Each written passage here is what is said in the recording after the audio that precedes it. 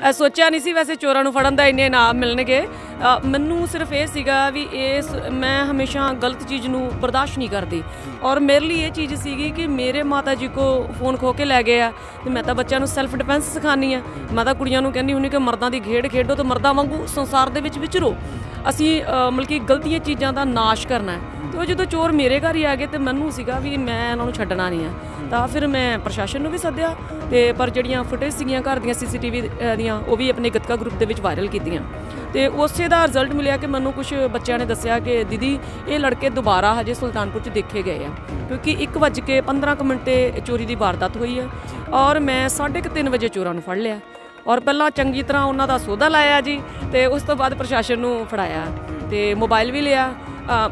दलेरी भी मतलब कि हौसला भी मिलिया पर खज्जल खुआर भी बड़ा होना पिया क्योंकि ਜਿਹੜੀਆਂ ਅਸੀਂ मैं पिछे जे भी किया सी अंग्रेज़ों के समय दियां बने हुए कानूनी ਜਿਹੜੇ ਹੈਗੇ ਨੇ लॉ है इन्हों चेंज करना चाहिए थोड़ा जिहा क्योंकि कई लोग निक्कियां मोटियां चोरी दी वारदात इस करके नहीं लिखान चाहते कि खज्जल खुआर बड़ा होना पैंदा। पहला इधर जाओ पेपर्स वर्क लो।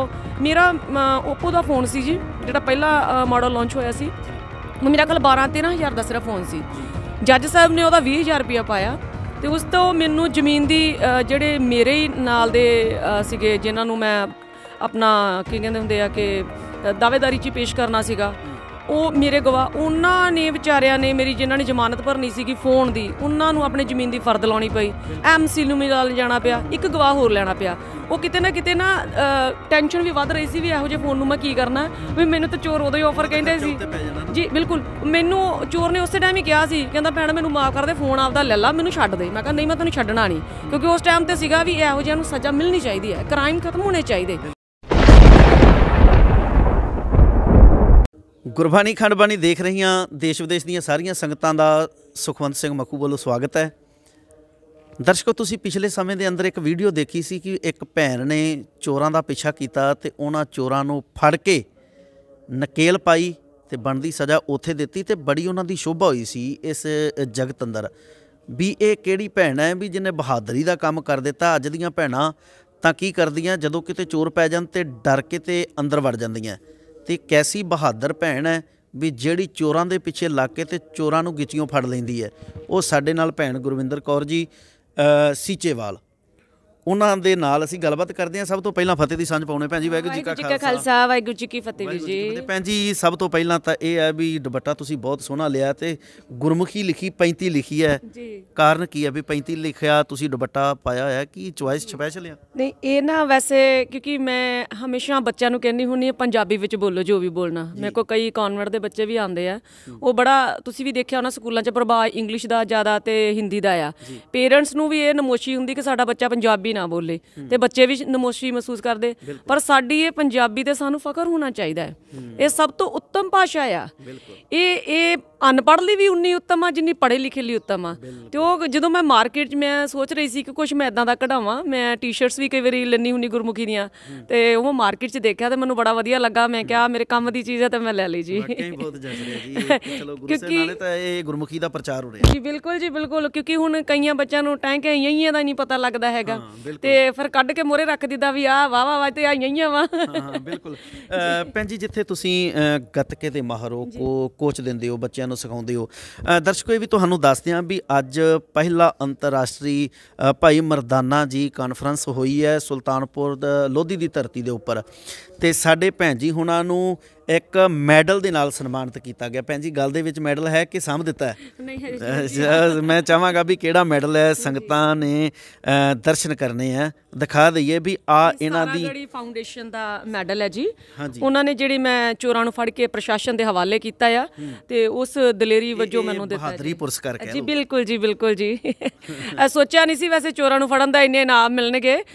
मैनूं सिर्फ ये सीगा भी मैं हमेशा गलत चीज़ नूं बर्दाश्त नहीं करदी और मेरे लिए ये चीज़ सीगी कि मेरे माता जी को फोन खो के लै गए तो मैं तो बच्चों नूं सैल्फ डिफेंस सिखानी है। मैं तो कुड़ियां नूं कहनी हुंदी कि मर्दां दी खेड खेडो तो मर्दां वांगू संसार दे ਵਿੱਚ ਵਿਚਰੋ, ਅਸੀਂ ਮਤਲਬ ਕਿ ਗਲਤੀਆਂ ਚੀਜ਼ਾਂ ਦਾ ਨਾਸ਼ ਕਰਨਾ ਹੈ। ਤੇ ਉਹ ਜਦੋਂ ਚੋਰ ਮੇਰੇ ਘਰ ਹੀ ਆ ਗਏ ਤੇ ਮੈਨੂੰ ਸੀਗਾ ਵੀ ਮੈਂ ਇਹਨਾਂ ਨੂੰ ਛੱਡਣਾ ਨਹੀਂ ਆ, ਤਾਂ ਫਿਰ ਮੈਂ ਪ੍ਰਸ਼ਾਸਨ ਨੂੰ ਵੀ ਸੱਦਿਆ ਤੇ ਪਰ ਜਿਹੜੀਆਂ ਫੁਟੇਜ ਸੀਗੀਆਂ ਘਰ ਦੀਆਂ CCTV ਦੀਆਂ ਉਹ ਵੀ ਆਪਣੇ ਗੱਤਕਾ ਗਰੁੱਪ ਦੇ ਵਿੱਚ ਵਾਇਰਲ ਕੀਤੀਆਂ ਤੇ ਉਸੇ ਦਾ ਰਿਜ਼ਲਟ ਮਿਲਿਆ ਕਿ ਮੈਨੂੰ ਕੁਝ ਬੱਚਿਆਂ ਨੇ ਦੱਸਿਆ ਕਿ ਦੀਦੀ ਇਹ ਲੜਕੇ ਦੁਬਾਰਾ ਹਜੇ ਸੁਲਤਾਨਪੁਰ 'ਚ ਦੇਖੇ ਗਏ ਆ, ਕਿਉਂਕਿ 1:15 ਤੇ ਚੋਰੀ ਦੀ ਵਾਰਦਾਤ ਹੋਈ ਆ ਔਰ ਮੈਂ 3:30 ਵਜੇ ਚੋਰਾਂ ਨੂੰ ਫੜ ਲਿਆ ਔਰ ਪਹਿਲਾਂ ਚੰਗੀ ਤਰ੍ਹਾਂ ਉਹਨਾਂ ਦਾ ਸੌਦਾ ਲਾਇਆ ਜੀ ਤੇ ਉਸ ਤੋਂ ਬਾਅਦ ਪ੍ਰਸ਼ਾਸਨ ਨੂੰ ਫੜਾਇਆ ਤੇ ਮੋਬਾਈਲ ਵੀ ਲਿਆ।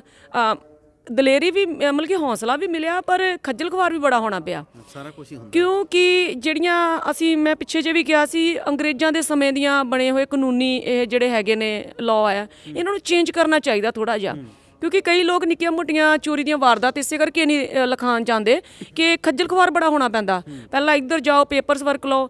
ਮੇਰਾ ਓਪੋ ਦਾ ਫੋਨ ਸੀ ਜੀ ਜਿਹੜਾ ਪਹਿਲਾ ਮਾਡਲ ਲਾਂਚ ਹੋਇਆ ਸੀ, ਮੇਰਾ ਖਿਆਲ 12-13 ਹਜ਼ਾਰ ਦਾ ਸਿਰਫ ਫੋਨ ਸੀ।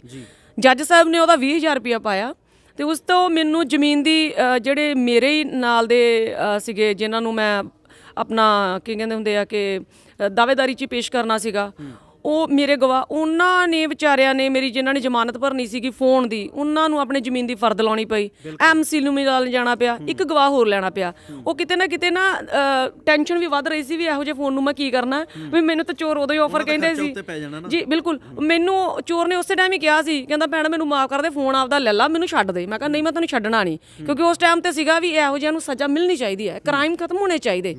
ਕਾਨੂੰਨ ਜ਼ਰੂਰੀ ਹੈ ਦੁਨੀਆ ਦੇ ਵਿੱਚ, ਕਿਉਂਕਿ ਬਿਨਾਂ ਕਾਨੂੰਨ ਤੋਂ ਲੋਕਾਂ ਦੇ ਵਿੱਚ ਹਾਹਾਕਾਰ ਮਚ ਜਾਏਗੀ, ਪਰ ਕਾਨੂੰਨ ਉਹਨਾਂ ਲੋਕਾਂ ਲਈ ਸਖਤ ਬਣਨੇ ਚਾਹੀਦੇ ਜਿਹੜੇ ਕਾਨੂੰਨ ਦੀ ਉਲੰਘਣਾ ਕਰਦੇ ਨੇ, ਜਿਹੜੇ ਮਦਦ ਕਰ ਲਏ ਕਮ ਸੇ ਕਮ। ਹੁਣ ਵੀਡੀਓ ਵਾਇਰਲ ਹੋ ਗਈਆਂ, ਆਪ ਜੀ ਨੂੰ ਵੀ ਪਤਾ, ਬੜਾ ਸੋਸ਼ਲ ਮੀਡੀਆ ਤੇ ਹੋਇਆ, ਜੱਜ ਸਾਹਿਬ ਤੱਕ ਵੀ ਪਹੁੰਚੀ ਹੈ, ਉਹਨਾਂ ਨੂੰ ਪਤਾ ਵੀ ਲੱਗ ਗਿਆ ਮੇਰਾ ਫੋਨ ਆ ਸਾਰਾ ਕੁਝ, ਤੇ ਪਰ ਫਿਰ ਵੀ ਮੈਨੂੰ 20 ਦਿਨ ਲੱਗ ਗਏ ਜੀ ਫੋਨ ਲੈਂਦਿਆਂ ਨੂੰ। ਬਿਲਕੁਲ ਭੈਣ ਜੀ, ਸਵਾਲ ਇਹ ਹੈ ਵੀ ਅੱਜ ਦੀਆਂ ਭੈਣਾਂ, ਅੱਜ ਦੀਆਂ ਲੜਕੀਆਂ, ਜੇ ਗੱਲ ਕਰੀਏ ਟਿਕਟੋਕ ਦੀ ਜਾਂ ਇੰਸਟਾਗ੍ਰਾਮ ਦੀ, ਫੇਸਬੁੱਕ 'ਤੇ ਬਹੁਤ ਕੁਝ ਫੇਮਸ ਹੋਣ ਵਾਸਤੇ ਕਹਿ ਲਓ ਵੀ ਵੀਡੀਓਜ਼ ਪਾਉਂਦੀਆਂ, ਅਪਲੋਡ ਕਰਦੀਆਂ ਨੇ, ਪਰ ਫੇਮਸ ਹੋਣ ਵਾਸਤੇ ਜਿਵੇਂ ਤੁਹਾਨੂੰ ਮਾਲਕ ਨੇ ਕਲਾ ਦਿੱਤੀ, ਗੱਤਕੇ ਦੀ ਦੇ ਦਿੱਤੀ, ਤੁਹਾਡਾ ਨਾਮ ਵੀ ਦੁਨੀਆ ਦੇ ਵਿੱਚ ਹੈ ਨਾ ਵੀ ਸਭ ਤੋਂ ਵਧੀਆ ਸੀਚੇਵਾਲ ਦੇ ਭੈਣ ਨੇ ਜਿਹੜਾ ਗੱਤਕੇ ਦੇ ਵਿੱਚ ਖੇਡਦੇ ਨੇ, ਤੁਹਾਡੀਆਂ ਵੀਡੀਓ ਨੂੰ ਸੁਣਦੇ ਆ, ਦੇਖਦੇ ਆ ਵੀ ਫੇਮਸ ਹੋਣ ਵਾਸਤੇ ਹੋਰ ਵੀ ਸਾਡੇ ਪੰਜਾਬੀ ਸੱਭਿਅਕ ਜਿਹੜੇ ਤਰੀਕੇ ਆ ਹੈਗੇ ਆ, ਪਰ ਆ ਜਿਹੜੇ ਲੱਚਰ ਪੁਣੇ ਵਾਲੇ ਗੰਦਗੀ ਵਾਲੇ ਗਾਣੇ ਆ ਜਿਹੜੇ ਅਸੀਂ ਸੁਣ ਨਹੀਂ ਸਕਦੇ, ਪਰਿਵਾਰ ਦੇ ਵਿੱਚ ਬੈਠ ਕੇ ਦੇਖ ਨਹੀਂ ਸਕਦੇ, ਉਹਨਾਂ ਦੇ ਉੱਪਰ ਇਵੇਂ ਦਾ ਕੁਝ ਪਰੋਸ ਕੇ ਦਿੱਤਾ ਜਾ ਰਿਹਾ ਵੀ ਉਹਨਾਂ ਭੈਣਾਂ ਨੂੰ ਕੁਝ ਨਾ ਕੋਈ ਤੁਹਾਡੇ ਤੋਂ ਸਿੱਖਿਆ ਲੈਣੀ ਚਾਹੀਦੀ ਹੈ। ਬਿਲਕੁਲ ਜੀ, ਜਿੱਦਾਂ ਆਪਣੀ ਪੰਜਾਬੀ ਦੀ ਕਹਾਵਤ ਆ, ਜਿੱਦਾਂ ਦਾ ਅੰਨ ਉੱਦਾਂ ਦਾ ਮਨ, ਹੈ ਨਾ ਜੀ। ਕਿਉਂਕਿ ਸਾਡੇ ਹੁਣ ਸੋਸ਼ਲ ਮੀਡੀਆ ਨੇ ਚਲੋ ਕਿਤੇ ਨਾ ਕਿਤੇ ਸਾਡੀ ਵਧੀਆ ਚੀਜ਼ਾਂ ਵੀ ਸਾਨੂੰ ਸਿਖਾਈਆਂ, ਪਰ ਜਿਹੜਾ ਹੁਣ ਦਾ ਯੂਥ ਆ ਉਹ ਗਲਤ ਤਰੀਕੇ ਵੱਲ ਨੂੰ ਤੁਰ ਰਿਹਾ, ਗਲਤ ਰਾਹਾਂ ਵੱਲ ਨੂੰ ਜਾ ਰਿਹਾ। ਕੁਛ ਸਾਡੇ ਜਿਹੜੇ ਨੌਜਵਾਨ ਮੁੰਡੇ ਆ, ਕੁੜੀਆਂ, ਉਹ ਗਾਣੇ ਵੀ ਉਸ ਤਰ੍ਹਾਂ ਦੇ ਸੁਣ ਰਹੇ ਨੇ, ਉਹ ਕਿਤੇ ਨਾ ਕਿਤੇ ਉਹਨਾਂ ਨੂੰ ਵੀ ਹੁੰਦਾ ਵੀ ਅਸੀਂ ਹੀਰੋਇਨ ਬਣ ਜਾਈਏ, ਵੀ ਅਸੀਂ ਫੇਮਸ ਹੋ ਜਾਈਏ। ਕੁਛ ਲੋਕਾਂ ਦੇ ਵਿਊਜ਼ ਲੈਣ ਲਈ ਮਿਲੀਅਨ ਬਿਲੀਅਨ ਦੇ ਵਿੱਚ ਉਹ ਇਹੋ ਜਿਹੇ ਗਲਤ ਕੰਮਾਂ ਵੱਲ ਚੱਲ ਪੈਂਦੇ ਨੇ, ਜਿਹਦੇ ਨੂੰ ਲੋਕੀ ਕਈ ਪਸੰਦ ਵੀ ਕਰਦੇ, ਕਈ ਨਹੀਂ ਪਸੰਦ ਕਰਦੇ, ਪਰ ਇਹ ਬਹੁਤ ਹੀ ਗਲਤ ਕੰਮ ਹੈ। ਕਿਉਂਕਿ ਜੇਕਰ ਤੁਸੀਂ ਫੇਮਸ ਹੋਣਾ, ਚੰਗੇ ਦੁਨੀਆ 'ਚ ਬੜੇ ਕੰਮ ਕਰਨ ਵਾਲੇ ਪਏ ਨੇ, ਬਹੁਤ ਇਹੋ ਜਿਹੇ ਮੁੱਦੇ ਆ ਜਿਨ੍ਹਾਂ ਨੂੰ ਇਹ ਛੇੜਦੇ ਹੀ ਨਹੀਂ ਪਏ। ਹੁਣ ਇਲੈਕਸ਼ਨ ਚੱਲ ਰਹੇ ਨੇ, ਵਾਤਾਵਰਨ ਸਾਨੂੰ ਬੜਾ ਜ਼ਰੂਰੀ ਹੈ, ਕਿਉਂਕਿ ਦੇਖੋ ਆ ਕਰੋਨਾ ਕਾਲ ਦੇ ਵਿੱਚ ਹੀ ਸਾਨੂੰ ਪਤਾ ਲੱਗ ਗਿਆ ਕਿ ਆਕਸੀਜਨ ਕਿੰਨੀ ਜ਼ਰੂਰੀ ਹੈ। ਹੋਰ ਵੀ ਕੰਮ ਕਰ ਸਕਦੇ ਨੇ, ਚੰਗੀ ਸਿਹਤ ਵੱਲ ਵੀ ਲਾ ਸਕਦੇ ਨੇ, ਜ਼ਰੂਰੀ ਨਹੀਂ ਹੈ ਕਿ ਆਪਣਾ ਨੰਗੇਜ਼ ਦਿਖਾਉਣਾ ਜਾਂ ਇਹੋ ਜਿਹੇ ਕੰਮ ਕਰਨੇ ਕਿ ਅਸੀਂ ਟਿਕਟੋਕ ਦੇ ਉੱਤੇ ਫੇਮਸ ਹੋ ਜਾਈਏ। ਚੰਗੇ ਕੰਮ ਜੇ ਕਰੋਗੇ, ਤੁਹਾਨੂੰ ਫੇਮਸ ਹੋਣ ਲਈ ਆਪ ਕੋਸ਼ਿਸ਼ ਕਰਨ ਦੀ ਜ਼ਰੂਰਤ ਨਹੀਂ ਪੈਣੀ, ਲੋਕ ਤੁਹਾਨੂੰ ਆਪੇ ਹੀ ਫੇਮਸ ਕਰ ਦੇਣਗੇ। ਚੰਗਾ ਕੰਮ ਕਰਨਾ ਚਾਹੀਦਾ, ਕਲਾ ਨੇ ਫੇਮਸ ਹੋ ਜਾਣਾ। ਹਾਂ ਬਿਲਕੁਲ ਜੀ, ਕਿਉਂਕਿ ਹੁਨਰ ਦੀ ਦੁਨੀਆ ਦੇ ਵਿੱਚ ਹੁਨਰ ਮੰਨਿਆ ਜਾਂਦਾ ਤੁਹਾਡਾ, ਨਾ ਕਿ ਤੁਹਾਨੂੰ ਇਹ ਦੇਖਿਆ ਜਾਂਦਾ ਕਾਲਾ ਰੰਗ ਹੈ ਕਿ ਗੋਰਾ ਰੰਗ ਹੈ, ਇਹ ਡਾਂਸ ਵਧੀਆ ਕਰਦੀ ਕਿ ਕੀ ਹੈ, ਕਿਉਂਕਿ ਰੰਗ ਤਾਂ ਪਰਮਾਤਮਾ ਨੇ ਦਿੱਤੇ ਆ, ਪਰ ਤੁਹਾਡੇ 'ਚ ਗੁਣ ਹੋਣਾ ਚਾਹੀਦਾ ਆ। ਜੇ ਉਹ ਗੁਣ ਹੈਗਾ ਵੀ ਤੁਸੀਂ ਦੁਨੀਆ ਦੇ ਵਿੱਚ ਚੰਗਾ ਪ੍ਰਚਾਰ ਕਰਦੇ ਹੋ, ਉਹ ਗੁਣ ਹੀ ਤੁਹਾਨੂੰ ਫੇਮਸ ਕਰ ਦੇਣਗੇ। ਬਿਲਕੁਲ, ਅੱਜ ਅਸੀਂ ਅੱਖੀ ਦੇਖ ਲਿਆ ਭੈਣ ਜੀ, ਬਾਪੂ ਫੌਜਾ ਸਿੰਘ ਜੀ 110 ਸਾਲ ਦੀ ਉਮਰ ਹੈ ਤੇ ਹਰ ਇੱਕ ਬੱਚਾ ਜਾਂ ਵੀਰ ਕਹਿ ਲਓ, ਭੈਣ ਕਹਿ ਲਓ, ਉਤਾਵਲਾ ਹੈ ਵੀ ਬਾਪੂ ਫੌਜਾ ਸਿੰਘ ਦੇ ਨਾਲ ਮੈਂ ਵੀ ਜਿਹੜੀ ਤਸਵੀਰ ਹੈ ਉਹ ਖਿਚਾਉਣੀ ਹੈ, ਮੈਂ ਵੀ ਇਹਨਾਂ ਦੇ ਨਾਲ ਆਪਣੀ ਤਸਵੀਰ। ਗੱਲ ਕੀ ਹੈ ਵੀ ਉਹਨਾਂ ਨੇ ਆਪਣੇ ਸਰੀਰ ਦੀ ਫਿਟਨੈਸ ਪੂਰੀ ਰੱਖੀ ਹੈ, ਵੀ ਆਪਣੇ ਵਧੀਆ ਤਰੀਕੇ ਦੇ ਨਾਲ ਉਹਨਾਂ ਨੇ ਜ਼ਿੰਦਗੀ ਨੂੰ ਜਿਉਇਆ। ਤੁਹਾਡੇ ਕੋਲ ਕਿੰਨੀਆਂ ਕੁ ਭੈਣਾਂ, ਕਿੰਨੀਆਂ ਬੱਚੀਆਂ ਨੇ ਜਿਹੜੀਆਂ ਅੱਜ ਤੁਹਾਡੇ ਕੋਲ ਗੱਤਕੇ ਦੀ ਸਿੱਖਿਆ ਲੈ ਰਹੀਆਂ, ਜਾਂ ਕੋਈ ਦਿੱਕਤ ਵੀ ਆਉਂਦੀ ਹੈ ਵੀ ਲੜਕੀਆਂ ਨੂੰ ਤੁਹਾਨੂੰ ਇਕੱਤਰਤਾ ਕਰਨ ਵਾਸਤੇ? ਬਿਲਕੁਲ ਜੀ, ਮੇਰੇ ਕੋਲ ਨਾ 2 ਪੂਰੇ ਪੰਜਾਬ ਦੀਆਂ ਤੇ ਇੰਡੀਆ ਲੈਵਲ ਦੀ ਅਕੈਡਮੀ ਹੈਗੀ ਆ, ਸੰਤ ਬਲਵੀਰ ਸਿੰਘ ਜੀ ਸੀਚੇਵਾਲ ਹੁਣਾਂ ਦੀ, ਇੱਕ ਓਂਕਾਰ ਚੈਰੀਟੇਬਲ ਟਰਸਟ ਨੈਸ਼ਨਲ ਦੀ ਅਕੈਡਮੀ ਹੈ ਸਾਡੀ, ਤੇ ਮੀਰੀ ਪੀਰੀ ਗੱਤਕਾ ਅਖਾੜਾ ਜਿਹੜੀ ਅਕੈਡਮੀ ਆ ਉਹ ਸੰਤ ਬਾਬਾ ਲੀਡਰ ਸਿੰਘ ਜੀ ਸੈਫਲਾਬਾਦ ਦੀ ਹੈ, ਜਿਹਦੇ 'ਚ ਬੜੀਆਂ ਲੜਕੀਆਂ ਤੇ ਲੜਕੇ ਆਉਂਦੇ ਨੇ। ਲੜਕੀਆਂ ਦਾ ਤੁਸੀਂ ਕੁਐਸਚਨ ਕੀਤਾ, ਜਦੋਂ ਮੈਂ ਪਹਿਲਾਂ ਸਿਖਾਉਣਾ ਸ਼ੁਰੂ ਕੀਤਾ ਨਾ, ਈਵਨ ਕਿ ਹੁਣ ਵੀ ਕਈ ਵਾਰੀ ਹੋ ਜਾਂਦਾ ਹੈ ਕਿ ਪੇਰੈਂਟਸ ਜਦੋਂ ਮੇਰੇ ਕੋਲ ਬੱਚੇ ਲੈ ਕੇ ਆਉਂਦੇ ਨਾ, ਖਾਸ ਕਰਕੇ ਸੈਫਲਾਬਾਦ ਦੀ ਗੱਲ ਹੈ, ਉਹ 5 ਭੈਣਾਂ ਸੀ ਲੜਕੀਆਂ ਤੇ ਇੱਕ ਭਰਾ ਸੀ, ਉਹਦੇ ਪੇਰੈਂਟਸ ਭਰਾ ਨੂੰ ਸਿਖਾਉਣ ਲਈ ਲੈ ਕੇ ਆਏ ਮੇਰੇ ਕੋਲ, ਕਹਿੰਦੇ ਵੀ ਅਸੀਂ ਬੱਚੇ ਨੂੰ ਗੱਤਕਾ ਸਿਖਾਉਣਾ। ਪਰ ਮੈਂ ਉਹ ਲੜਕੀ ਦੇ ਅੱਖਾਂ ਵਿੱਚ ਦੇਖ ਰਹੀ ਸੀ ਕਿ ਉਹਦਾ ਵੀ ਦਿਲ ਕਰ ਰਿਹਾ ਕਿ ਮੈਂ ਸਿੱਖਾਂ। ਇੱਦਾਂ ਹੀ ਮੇਰੇ ਲਾਗੇ ਖੜੇ ਸੀ ਤੇ ਮੈਂ ਕਿਹਾ ਮਾਤਾ ਜੀ ਤੁਸੀਂ ਇਹ ਲੜਕੀ ਨੂੰ ਵੀ ਸਿੱਖਣ ਲਈ ਭੇਜੂਗੇ? ਕਹਿੰਦੇ ਇਹਨੇ ਸਿੱਖ ਕੇ ਕੀ ਕਰਨਾ? ਮੈਂ ਕਿਹਾ ਜੀ ਜੇ ਮੈਂ ਸਿੱਖੀ ਆ ਤਾਂ ਤੁਸੀਂ ਮੇਰੇ ਕੋਲ ਆਏ ਆ, ਉਹ ਕਿਉਂ ਨਹੀਂ ਸਿੱਖ ਸਕਦੀ? ਤੁਸੀਂ ਉਹਨੂੰ ਪੁੱਛੋ ਤੁਸੀਂ ਉਹਦੇ ਦਿਲ ਦੀ ਇੱਛਾ ਕੀ। ਮੈਨੂੰ ਕਿਹਾ ਬੇਟਾ ਤੁਸੀਂ ਸਿੱਖਣਾ? ਕਹਿੰਦੀ ਹਾਂਜੀ ਦੀਦੀ। ਤੇ ਮੈਂ ਕਿਹਾ ਤੁਸੀਂ ਜੇ ਤਾਂ ਇਹਨੂੰ ਸਿੱਖਣ ਲਈ ਨਾਲ ਭੇਜੋਗੇ ਲੜਕੀ ਨੂੰ, ਤੁਹਾਡੇ ਲੜਕੇ ਨੂੰ ਮੈਂ ਤਾਂ ਸਿਖਾਉਣਾ, ਨਹੀਂ ਤਾਂ ਫਿਰ ਲੜਕਾ ਵੀ ਵਾਪਸ ਲੈ ਜਾਓ। ਪੇਰੈਂਟਸ ਨੇ ਥੋੜ੍ਹਾ ਜਿਹਾ ਮਲਕੀ ਇਤਰਾਜ਼ਾ ਵੀ ਕੀਤਾ, ਪਰ ਫਿਰ ਮੰਨ ਵੀ ਗਏ ਬਾਬਾ ਜੀ ਦੇ ਕਹਿਣ ਦੇ ਉੱਤੇ। ਤੇ ਉਸ ਲੜਕੀ ਦੀ ਬਦੌਲਤ ਅੱਜ ਉਹਦੇ ਪੇਰੈਂਟਸ ਦੀ ਵੀ ਪਛਾਣ ਹੁੰਦੀ ਹੈ, ਔਰ ਲਾਗੇ ਛਾਗੇ ਦੇ ਪਿੰਡ ਜਾਣਦੇ ਨੇ ਕਿ ਅਕਵਿੰਦਰ ਕੌਰ ਲੜਕੀ ਹੈਗੀ ਹੈ ਜੀ ਗੱਤਕੇ 'ਚ ਮਾਹਰ। ਉਹ ਇੱਕ ਬੜਾ ਵਧੀਆ ਲੋਕਾਂ 'ਚ ਮੈਸੇਜ ਗਿਆ ਉਹਨਾਂ ਦੇ ਪਿੰਡ ਵਿੱਚ, ਬੜਾ ਇਦਾਂ ਦਾ ਪਛੜਿਆ ਥੋੜਾ ਪਿੰਡ ਸੀਗਾ ਲਾਗੇ ਦਾ, ਤੇ ਉੱਥੋਂ ਦੀਆਂ ਪਿੰਡ ਦੀਆਂ ਫਿਰ ਲੜਕੀਆਂ ਉਹਦੇ ਵੱਲ ਵੇਖ ਕੇ ਹੋਰ ਵੀ ਬਹੁਤ ਆਈਆਂ, ਬਹੁਤ ਜ਼ਿਆਦਾ ਲੜਕੀਆਂ ਆਈਆਂ। ਬਿਲਕੁਲ ਜੀ, ਬਿਲਕੁਲ ਜੀ, ਕਿਉਂਕਿ ਨਾ ਪੇਰੈਂਟਸ ਚਾਹੁੰਦੇ ਆ, ਥੋੜਾ ਡਰ ਵੀ ਹੁੰਦਾ ਚਲੋ ਮਾਹੌਲ ਨੂੰ ਦੇਖ ਕੇ, ਪਰ ਅਸੀਂ ਉਹਨਾਂ ਨੂੰ ਦਿਲਾਸਾ ਦੇਈ ਕਿ ਜੇਕਰ ਤੁਸੀਂ ਇਹ ਸ਼ਸਤਰ ਵਿੱਦਿਆ ਨਹੀਂ ਸਿਖਾਓਗੇ ਨਾ ਬੱਚੇ ਨੂੰ, ਆਉਣ ਵਾਲਾ ਸਮਾਂ ਹੋਰ ਭਿਆਨਕ ਹੈ। ਇਹਨਾਂ ਬੱਚਿਆਂ ਨੂੰ ਆਪਣੀ ਹਿਫਾਜ਼ਤ ਆਪ ਕਰਨੀ ਪੈਣੀ ਹੈ, ਕਿਉਂਕਿ ਸਾਡੇ ਤਾਂ ਇਤਿਹਾਸ ਵਿੱਚ ਸਾਡੇ ਗੁਰੂ ਮਹਾਰਾਜ ਨੇ ਜੇ ਔਰਤ ਨੂੰ ਉਨਾ ਦਰਜਾ ਦਿੱਤਾ ਤੇ ਮਰਦ ਨੂੰ ਵੀ ਉਨਾ ਹੀ ਦਿੱਤਾ। ਜੇ ਮਰਦ ਨੂੰ ਘੋੜਸਵਾਰ ਬਣਾ, ਔਰਤ ਨੂੰ ਵੀ ਬਣਾਇਆ। ਜੇ ਮਰਦ ਨੂੰ ਸ੍ਰੀ ਸਾਹਿਬ, ਬਿਲਕੁਲ ਜੀ, ਬਿਲਕੁਲ ਜੀ, ਤੇ ਉਹਨਾਂ ਨੂੰ ਵੀ ਇਤਿਹਾਸ ਤੋਂ ਜਾਣੂ ਕਰਾਈਦਾ। ਮੈਂ ਕਿਹਾ ਤੁਸੀਂ ਉਹਨਾਂ ਨੂੰ ਇਹ ਨਾ ਸੋਚੋਗੇ ਮਰਦਾਵੀ ਖੇਡ ਆ। ਮੇਰੇ ਤੇ ਵੀ ਖੁਦ ਹੋਇਆ ਇਸ ਤਰ੍ਹਾਂ, ਜਦੋਂ ਮੈਂ ਪਹਿਲੀ ਵਾਰੀ ਸਿੱਖਣਾ ਸ਼ੁਰੂ ਕੀਤਾ, ਦਾਦਾ ਜੀ ਨੂੰ ਕਿਹਾ ਕਿ ਮੈਂ ਵੀ ਸਿੱਖਣਾ, ਤੇ ਉਹਨਾਂ ਨੇ ਉਦੋਂ ਮਤਲਬ ਕਿ ਕਹਿ ਤਾ ਕਿ ਨਹੀਂ ਇਹ ਮੁੰਡਿਆਂ ਦੀ ਖੇਡ ਹੈ। ਤੇ ਸੁਲਤਾਨਪੁਰ ਲੋਧੀ ਦੇ ਵਿੱਚ ਮੀਰੀ ਪੀਰੀ ਅਖਾੜਾ ਸੀ ਮੇਰੇ ਦਾਦਾ ਜੀ ਦਾ, ਉਹ 'ਚ ਸਾਰੇ ਲੜਕੇ ਸੀ, ਲੜਕੀ ਕੋਈ ਨਹੀਂ ਸੀ। ਮੈਂ ਗੁੱਸੇ ਹੋ ਕੇ ਘਰ ਆ ਗਈ, ਉਹ ਗੁੱਸਾ ਵੀ ਸੀ। ਫਿਰ ਤੀਜੇ ਦਿਨ ਆਏ, ਕਹਿੰਦੇ ਤੂੰ ਇੱਦਾਂ ਕਰ ਬੇਟਾ, ਤੂੰ ਲੜਕੀਆਂ ਇਕੱਠੀਆਂ ਕਰ ਵੀ ਤੇਰੇ ਨਾਲ ਖੇਡਣ ਵਾਲੀਆਂ। ਮੈਂ ਫਿਰ ਜਵਾਬ ਦਿੱਤਾ, ਮੈਂ ਕਿਹਾ ਜੀ ਜੇ ਲੜਕੀਆਂ ਨਾ ਆਉਣਗੀਆਂ ਤਾਂ ਮਤਲਬ ਤੁਸੀਂ ਮੈਨੂੰ ਵਾਂਝੇ ਰੱਖੋਗੇ ਇਸ ਖੇਡ ਤੋਂ? ਵੀ ਪਿਤਾਪੁਰ ਕੀ ਖੇਡ ਹੈ, ਵੀ ਤੁਸੀਂ ਮੈਨੂੰ ਕਿਉਂ ਵਾਂਝੇ ਰੱਖਦੇ ਹੋ? ਫਿਰ ਉਹਨਾਂ ਨੇ ਮੈਨੂੰ ਕਿਹਾ ਵੀ ਤੀਜੇ ਚੌਥੇ ਦਿਨ ਕਹਿੰਦੇ ਆ ਜਾਇਆ ਕਰ। ਫਿਰ ਮੈਂ ਮੁੰਡਿਆਂ ਨਾਲ ਖੇਡਣਾ ਸ਼ੁਰੂ ਕੀਤਾ, ਔਰ ਮੇਰਾ ਵੇਖੀ ਦੇਖਦਿਆਂ ਹੀ 15 ਕੁ ਦਿਨ ਹੋਏ ਕਿ ਲੜਕੀਆਂ ਸੁਲਤਾਨਪੁਰ 'ਚ ਆਉਣੀਆਂ ਸ਼ੁਰੂ ਹੋ ਗਈਆਂ। ਹਾਂਜੀ, ਅਸੀਂ ਪਹਿਲਾ ਨਗਰ ਕੀਰਤਨ 10ਵੇਂ ਪਾਤਸ਼ਾਹ ਦਾ ਸੁਲਤਾਨਪੁਰ ਲੋਧੀ 'ਚ ਖੇਡੇ, ਤੇ ਲੋਕਾਂ ਨੇ ਬੜਾ ਸਲਾਹਿਆ ਵੀ, ਤੇ ਸਗੋਂ ਜਿਹੜੇ ਬਜ਼ੁਰਗ ਲੋਕ ਸੀ ਉਹਨਾਂ ਨੇ ਤਾਰੀਫ ਕੀਤੀ ਕਿ ਕੁੜੀਆਂ ਵੀ ਆਈਆਂ ਇਸ ਖੇਡ 'ਚ। ਪਰ ਜਿਹੜੇ ਯੰਗ ਯੂਥ ਸੀ ਉਹ ਉਲਟ ਬੰਨੇ ਹੋ ਗਏ, ਲੈ ਹੁਣ ਕੁੜੀਆਂ ਵੀ ਇਹ ਖੇਡਣਗੀਆਂ। ਟੀਚਰ ਕਰਦੇ ਸੀ ਕਿ ਉਹਨਾਂ ਸਮਿਆਂ 'ਚ, ਕਿ ਹੁਣ ਮੇਰੀ ਉਮਰ 40 ਸਾਲ ਦੀ ਹੋ ਗਈ ਹੈ, ਪਰ ਮੈਂ ਉਹਨਾਂ ਨੂੰ ਮੂੰਹ ਤੋੜ ਜਵਾਬ ਦੇਣਾ ਚਾਹੁੰਦੀ ਸੀ। ਕੁੜੀਆਂ ਦੂਸਰੀਆਂ ਜਿਹੜੀਆਂ ਸੀ ਇਹਨਾਂ ਚੀਜ਼ਾਂ ਨੂੰ ਸੋਚ ਕੇ ਉਹਨਾਂ ਦੇ ਅਸਰ ਹੋਇਆ, ਉਹ ਹਟ ਗਈਆਂ ਵੀ ਨਹੀਂ ਸਾਨੂੰ ਟੌਰਚਰ ਕਰਦੇ, ਇੱਕ ਹਿਸਾਬ ਦਾ ਮੁੰਡੇ ਆਉਂਦੇ ਜਾਂਦੇ ਛੇੜਦੇ ਆ ਵੀ ਇਹ ਨਿਹੰਗਣੀ ਹੈ, ਇਹ ਹੈ। ਮੈਂ ਨਹੀਂ ਹਟੀ। ਅੱਜ ਉਹੀ ਲੜਕੀਆਂ ਦੇ ਘਰ ਦੇ ਮੇਰੇ ਘਰੇ ਆ ਕੇ ਮੇਰੇ ਮਾਤਾ ਜੀ ਨੂੰ ਕਹਿਣਗੇ ਵੀ ਸਾਡੀ ਵੀ ਬੇਟੀ ਕਾਸ਼ ਤੁਹਾਡੇ ਵਰਗੀ ਹੁੰਦੀ, ਸਾਡੇ ਵੀ ਬੱਚੇ ਤੁਹਾਡੇ ਬੱਚੀ ਵਰਗੇ ਹੁੰਦੇ। ਤਾਂ ਮੈਂ ਕਿਉਂਕਿ ਉਸ ਚੀਜ਼ ਨੂੰ ਪੇਸ਼ ਕਰਨਾ ਚਾਹੁੰਦੀ ਸੀ ਵੀ ਤੁਸੀਂ ਇਹ ਗਲਤ ਨਜ਼ਰਾਂ ਨਾਲ ਹਰੇਕ ਚੀਜ਼ ਨੂੰ ਨਾ ਦੇਖੋ, ਵੀ ਜੇ ਸਾਨੂੰ ਅੱਜ ਦੇਸ਼ ਕੌਮ ਤੇ ਕਿਤੇ ਭੀੜ ਪੈ ਜਾਵੇ, ਘਰ ਦੇ ਵਿੱਚ ਸਫਾਈ ਹੋਵੇ, ਜ਼ਰੂਰੀ ਨਹੀਂ ਕਿ ਮਰਦ ਹੀ ਹੋਵੇ, ਔਰਤ ਵੀ ਹੋਵੇ, ਹਰ ਇੱਕ ਨੂੰ ਸ਼ਸਤਰ ਵਿੱਦਿਆ ਆਉਣੀ ਚਾਹੀਦੀ ਹੈ। ਵਿਪਤਾ ਪੈਣ ਦੇ ਉੱਤੇ ਤੁਸੀਂ ਇਸ ਚੀਜ਼ ਦਾ ਇਸਤੇਮਾਲ ਕਰ ਸਕੋ। ਬਿਲਕੁਲ ਜੀ। ਭੈਣ ਜੀ ਜੇ ਅਸੀਂ ਗੱਲ ਕਰੀਏ ਵੀ ਗੁਰੂ ਸਾਹਿਬ ਜੀ ਨੇ ਕਿਹਾ, ਜਿੱਥੇ ਅਸੀਂ ਕਹਿੰਦੇ ਹਾਂ ਭਚੰਗੀ ਸ਼ਬਦ ਵਰਤਦੇ ਹਾਂ, ਉੱਥੇ ਭਚੰਗਣ ਵੀ ਸ਼ਬਦ ਵਰਤਿਆ ਜਾਂਦਾ ਹੈ। ਜੇ ਸ਼ਸਤਰਧਾਰੀ ਹੋਣ ਦਾ ਗੁਰੂ ਸਾਹਿਬ ਜੀ ਨੇ ਹੁਕਮ ਸਿੱਖ ਨੂੰ ਦਿੱਤਾ ਹੈ, ਇਕੱਲੇ ਸਿੰਘ ਨੂੰ ਨਹੀਂ ਦਿੱਤਾ, ਉੱਥੇ ਸਿੰਘਣੀ ਨੂੰ ਵੀ ਦਿੱਤਾ ਵੀ ਸਿੰਘਣੀ ਵੀ ਹੱਕਦਾਰ ਹੈ ਓਨੀ। ਜੇ ਪੰਜਾਂ ਪਿਆਰਿਆਂ ਦੇ ਵਿੱਚ ਸੇਵਾ ਨਿਭਾਉਣ ਦੀ ਗੱਲ ਕੀਤੀ ਜਾਵੇ, ਉੱਥੇ ਇਕੱਲੇ ਸਿੰਘਾਂ ਨੂੰ ਨਹੀਂ, ਮਹਾਰਾਜ ਸਾਹਿਬ ਨੇ ਕਿਹਾ ਵੀ ਸਿੰਘਣੀਆਂ ਵੀ ਲੱਗ ਸਕਦੀਆਂ ਇਸ ਵਾਸਤੇ। ਪਰ ਮਾਪੇ ਕਿਉਂ ਘਿਰਨਾ ਕਰਨ ਲੱਗ ਪੈਂਦੇ ਆ, ਨਹੀਂ ਲੜਕੀ ਨੂੰ ਅਸੀਂ ਨਹੀਂ ਸਿਖਾਉਣਾ, ਇਹ ਤਾਂ ਮੁੰਡੇ ਹੀ ਸਾਡੀ ਖੇਡ ਖੇਡਣਗੇ, ਕੁੜੀ ਨੂੰ ਕਿਉਂ ਅਸੀਂ ਇਸ ਪਾਸੇ ਲਾਈਏ, ਅਸੀਂ ਇਸ ਪਾਸੇ ਨਹੀਂ ਲਾਉਂਦੇ।